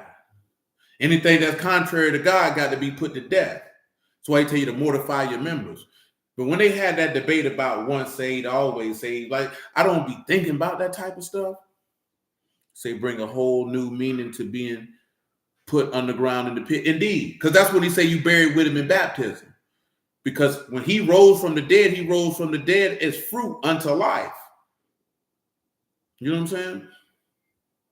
And like I said, when Ron was talking about it, when I clicked my brain, like, yeah, man, once you get the spirit, bro, you're not losing that. But I don't know Christian Orthodox doctrine, for form. Zara was explaining it to me. You know what I'm saying? And I was like, oh, okay, that's why they see it like that. But when I just look at it from the basis of what the word say, man, once you receive this man's spirit, man, you're not losing that. How could you lose it? You've died to everything contrary to him, to be raised in his image and likeness and produce fruit kin to him. You know what I'm saying? You just seen you say you eat those things that die of itself, didn't it? Didn't Mashiach die of himself? He said, I lay my life down. Don't nobody take that from me. You eating fruit of him. So that means you're going to produce what he is. Like, this makes no sense to me that everybody say you believe the word, you eating the word, but you're not producing what the word say is supposed to be produced. You say you got the spirit, but you could lose it. How you going to lose it? That means you ain't got it. Oh, but you could still. How could you? He said, against such there is no law. He said, those who trust in Yahuwah never cease from yielding fruit. That's what he said. He said a good tree produces good fruit.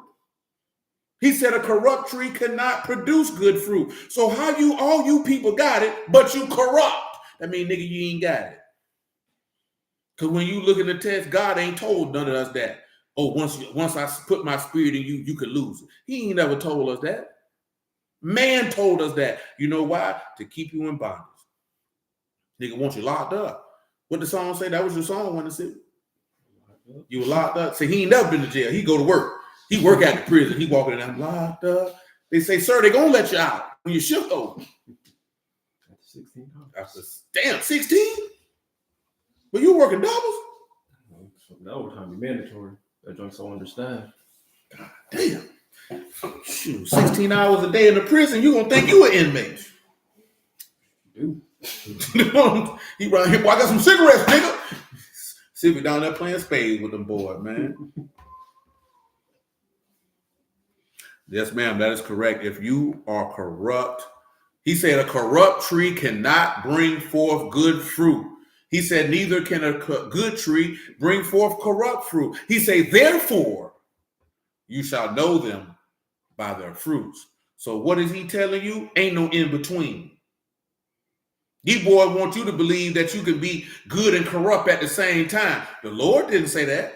The Lord said if you good, then your offspring or your produce is going to be good. If you corrupt, that means your offspring or your produce going to be corrupt. Ain't no some good, some corrupt, some good. That means you're all corrupt.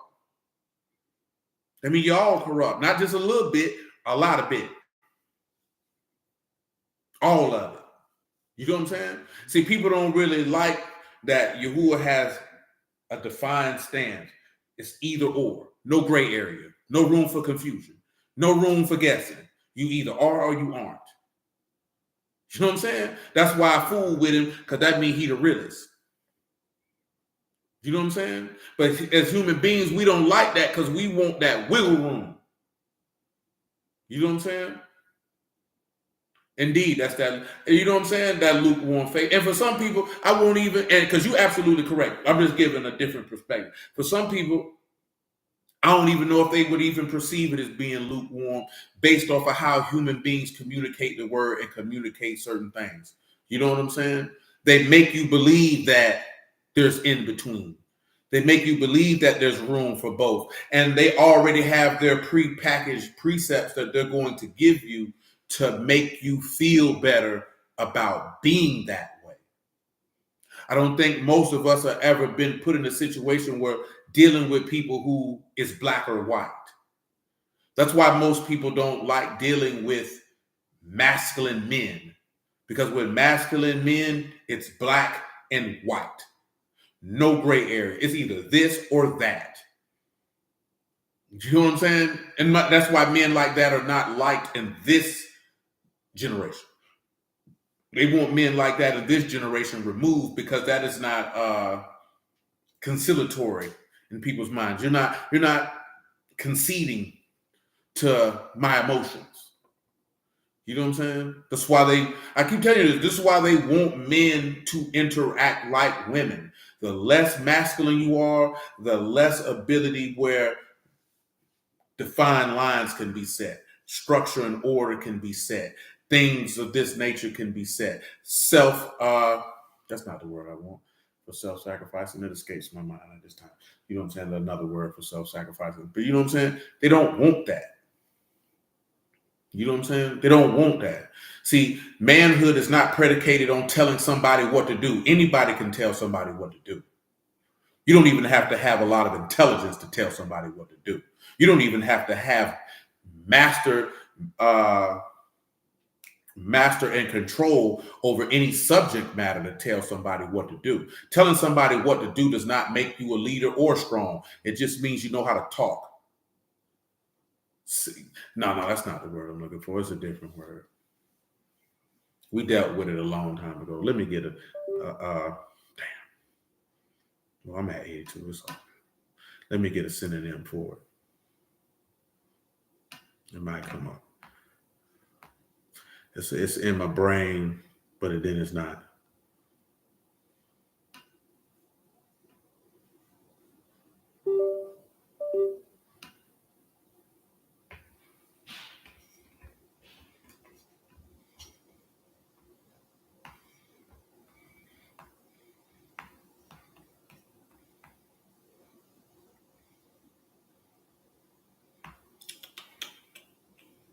Altruism.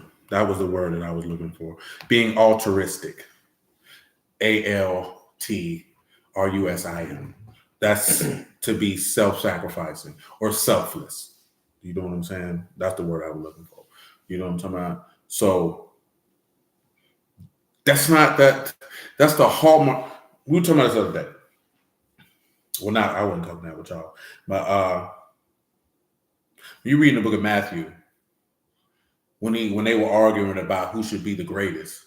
And he say the Gentiles do that. It's not about ruling over each other. It's if you the greatest, then you okay, yeah, there's a structure, there's a rank, whatever the case may be, but it's not about this man ruling over you. You know what I'm saying? Because that's what these people do. It's y'all be of service to each other. You know what I'm saying? What it is that I can do to add value to you? So it's not me thinking about me. It's literally the organization is supposed to be an altruistic organization, a selfless organization, a self-sacrificing deal. That's how he ordained it. That's how he desires it. That's literally what he said. Read it for us, Matthew 20 and 25. And I'm getting to, regardless if you realize it or not, this is getting to the part where we're dealing with Zebulon. And all this also deals with judgment and some mercy and some faith. Those weightier matters, if you would. It'll make sense when we're done, preferably. Go ahead.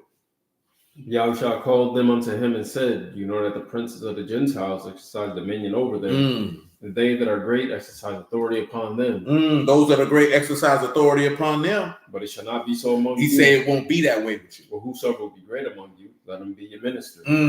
Whosoever will be chief among you, let him be your servant. Even as the Son of Man came not to be ministered unto, but to minister, to give his life a ransom for men. That's why most people ain't fit to, and this not in a negative way. This is why most people not fit to lead the congregation, because they don't want to do that. They don't want to do that. They want to. How many times and this is why I tell y'all, I'm not trying to rule over you or tell you what to do or none of that. That's not my job. The man told you what it is. That's not my job. That's not my job to make decisions on your life. That's me having authority over you. Read it again. That's not what that man said. Yahushua called them unto him and said, you know that the princes of the Gentiles exercise dominion over them, and they that are great exercise authority upon them. But it shall not be so among you. It shall not be so among you. That means that's not my job to tell you, no, you can't marry them. No, you can't. You can ask me my opinion, and I can tell you if I was you, I wouldn't do that. Some of y'all done asked me stuff, and I'm like, no, I wouldn't do that. Then you did it anyway. I ain't turn around and be like, see, you got to get out the congregation. It's niggas who kick people out their congregation for not doing what they told them to do. I can't do that to you, man. That's not that man didn't set that up. You know what I'm saying? You have to always have a mind of whatever decision I make, how does that benefit everybody? How is that a service to everybody? Not how that benefit me. You know what I'm saying? Once you go to thinking about how that benefits you, well, you in the wrong place. Because that's not because they were arguing about who was going to be the greatest. He went way past what they were arguing about. Oh, say, if you want to be the greatest in heaven, this is what you do. Do this right here then. We're not the greatest in heaven, the greatest among y'all. You want to be the greatest disciple? Do this and you'll be the greatest disciple. You the chiefest one? Then be a servant. He said, I didn't come here to be served, but to serve and to give my life as a ransom. He said, follow that then. See, we didn't even want to hear that. And I say that because you see that in all these organizations of people, and most of these people don't mean no harm. Because I'm not saying every individual in the congregation that do this mean harm. But they want to rule over these people's life. That's not what the Lord ordained. He did not ordain for you to rule over people's lives. That's why you always hear me say that, because that's not what he taught. I refuse. You know what I'm saying? I ain't doing it. Dude, you talking about, I'm not telling nobody who can and can't be married. That's not my job. That's your daddy's job. And to be told, you nigga too old for that. You know what I'm saying? You got to do something. You're going to ask her father to marry her. This woman over 30. Let me tell you something real, man. I wouldn't ask no man for his daughter and that woman don't live with him. That means he don't have authority over her in the first place. You know what I'm saying? If you're going to do things, quote unquote, traditionally and culturally, then it has to be that all the way. That means she would have to live with her father. She would have to live, even if the same if she wasn't a virgin, at the bare minimum, she would have to live with her father. When you ask the father for his daughter's hand in marriage, the daughter lived with him. She lived with him. This woman been living in, this is her third apartment. She own a house. Her daddy don't even own a house.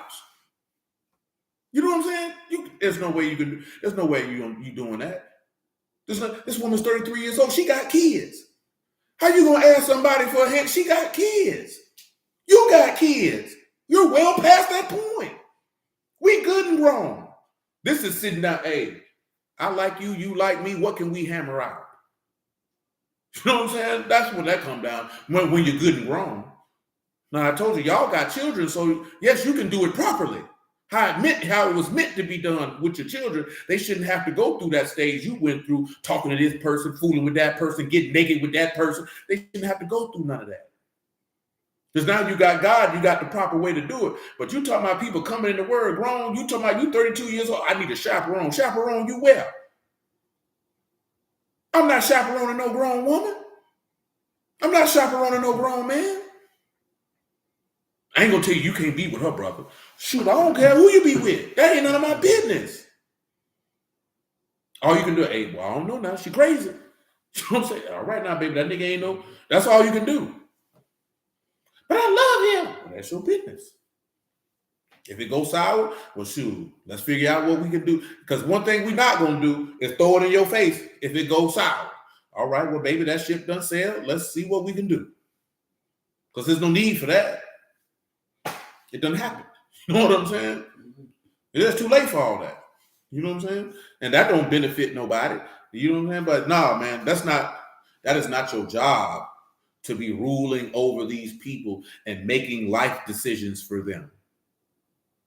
So if you die, they can't make a decision. They don't know how to think. If you want to be a leader of men and a guide to those in darkness and all of these things, then teach them to have the ability to make decisions for themselves. Righteous decisions, that is. That's what you would want for your children, right? You would want to be able to give them the tools that they would be able to make sound and just and godly decisions. You have to do this man people that way. Here are the tools. All I can do is give you the information and the ability to do it. I can't make you do it. And sure as Dudu's thing, I don't want nothing to do with telling nobody who they can and can't marry. That ain't none of my business. I don't want nothing to do with none of that. Because when it go bad, guess who they blaming? You. That's who they blame. You ain't blaming me, you gonna blame yourself. You know what I'm talking about? You ain't gonna blame me. I don't want nothing to do with that. People telling people where they can live, where they can work. I'm not doing none of that. But dude, I had a conversation with a brother, but we're supposed to be shepherds. Shepherds means to guide, brother, not to tell them what to do. I'm not telling you what to do.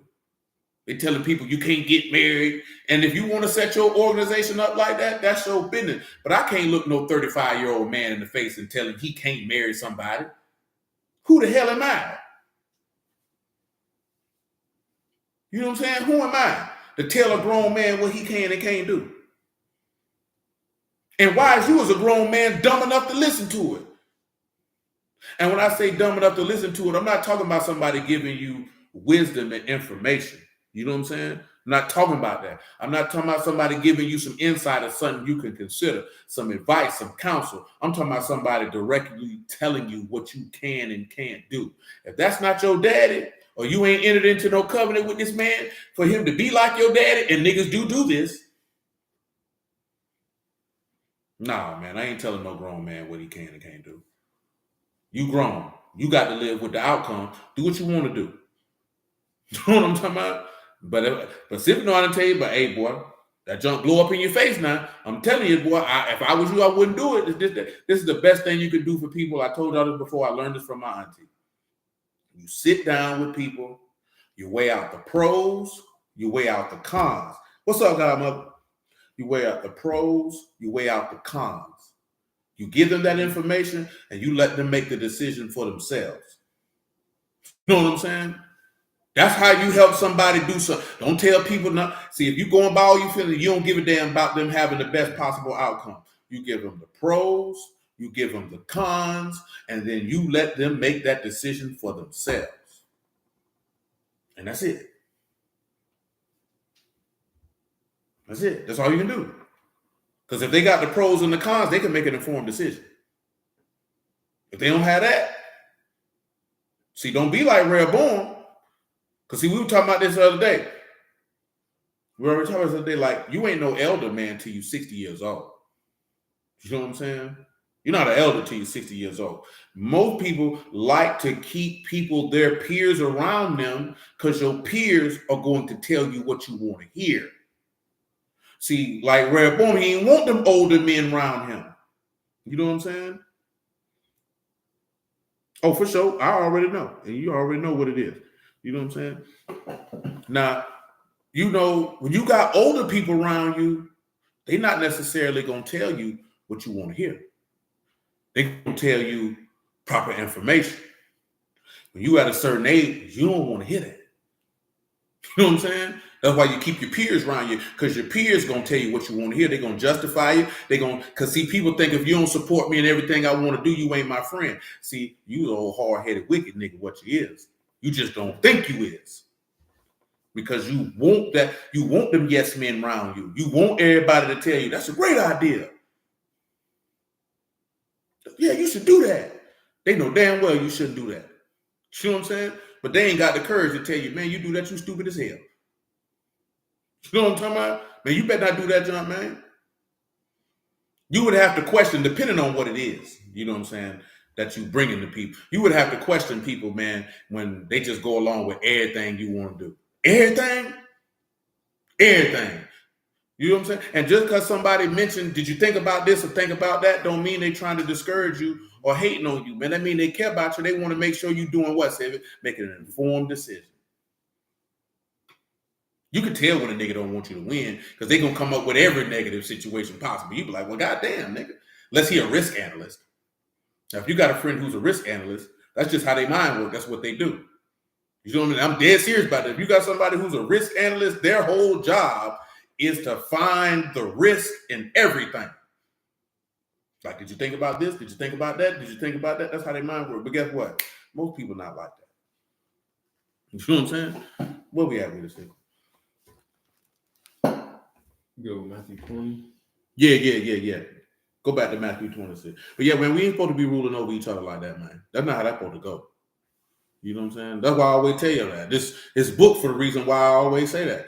I am not over your life. I'm not finna tell you what to do. I'm not finna demand for you what to do.